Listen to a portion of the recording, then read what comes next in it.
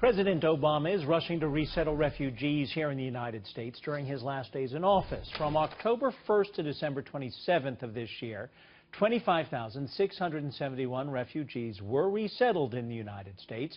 And during that same time period in 2015, the number was 13,791 refugees who were resettled. The Obama administration has resettled 3,566 Syrian refugees since October 1st, almost 3,000 more than the number that were resettled during the same period of time in 2015. Joining me now, American Islamic Forum for Democracy President Dr. Zuhdi Jasser, and welcome to you. Let me ask you this, because my cousins who live in Connecticut are part of a group of people who are actually sponsoring a Syrian family through their synagogue, and they're having a wonderful experience. So when I hear these numbers of people being resettled, as Americans, we should ask the question, are these people being vetted?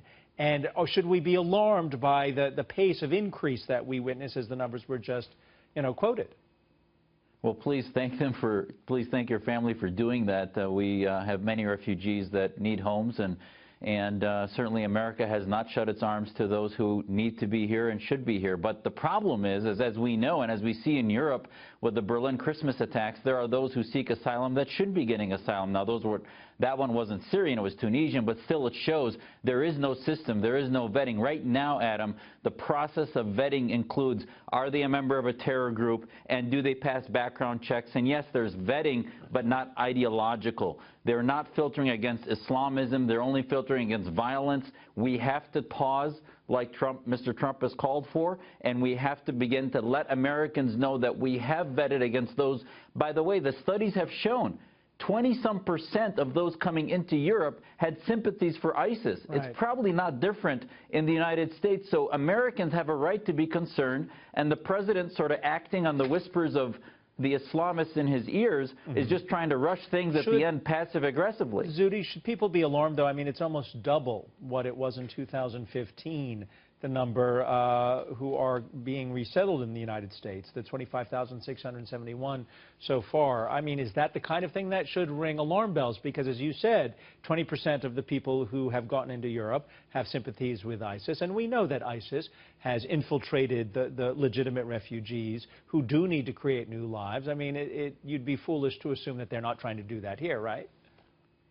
Right. I mean, we should be concerned. I hope that what will happen is we'll get some retroactive vetting where Homeland Security will reinstitute the tracking process. This is not about tracking Muslims. It's about tracking foreigners who are coming in so that we can track them like we do our own citizens that are registered with Social Security numbers, etc. Right now, we can't even, once they come on our borders, one study showed that groups in Louisiana sort of disappeared 3-4 months later. That cannot happen. So Homeland Security, I hope as of January 20th, begins better registration of all the refugees, begins better tracking, and then retroactively starts to vet them so that if they don't accept our way of life, we send them back to countries that have ways of life that they'd rather prefer to live in. There's nothing outrageous about expecting someone who's coming to the United States to not only adopt, but to make part of their way of life the values we cherish, correct? Amen. That's why our Muslim Reform Movement has a 2-page declaration. We condemn all Islamic states, the caliphate. We believe in secular governance, equality of men and women. There are simple things that you can check with refugees that would be very difficult for them to lie about, that would make it clear that they truly are seeking freedom and escaping the tyranny of Assad and ISIS. And there are majorities who are doing that. You know, Zuhdi, I watch you on Fox News Channel, on Fox Business. You were with on the Varney Show this morning, as I was with Ashley Webster. You know, the blessing of the United States is something that I alluded to at the top of our discussion. A Jewish synagogue in Connecticut is sponsoring a Muslim family from Syria. I mean, that is something that is unique and a true blessing of the United States of America. But now let me ask you this question. What are the chances that ISIS, their operatives, have already infiltrated some of the refugees who are coming here and getting into our country?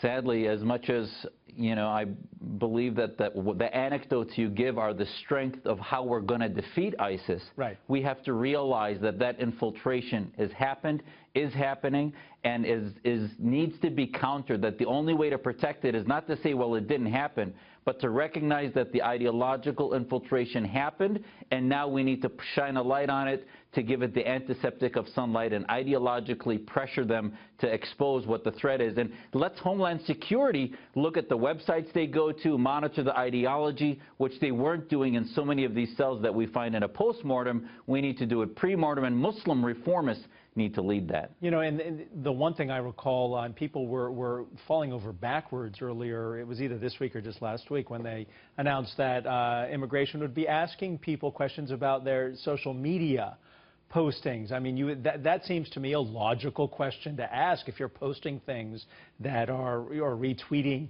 messages from ISIS. I would think people here in the United States would want to know that, correct?